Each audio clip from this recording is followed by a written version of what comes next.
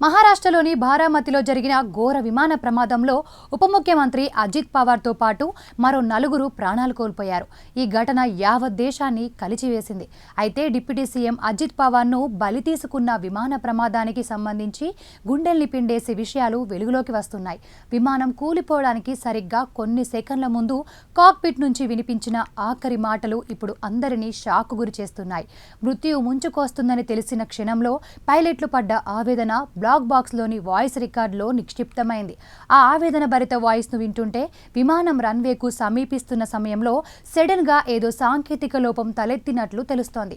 విమానాన్ని నియంత్రించడానికి పైలట్లు తీవ్రంగా ప్రయత్నించినప్పటికీ ఫలితం లేకపోయిందని స్పష్టమవుతుంది. ప్రాణభయంతో వణికిపోతున్న సమయంలో పైలట్ నోటి నుంచి ఓ షెట్ అనే ఆవేదనతో కూడిన మాటలు వినిపించాయి. ఆ మరుక్షణమే భారీ శబ్దంతో విమానం నేలకూలింది. ఈ మాటలు విమానం అదుపు తప్పిందని పైలట్లు ముందే గుర్తించారని స్పష్టమవుతుంది.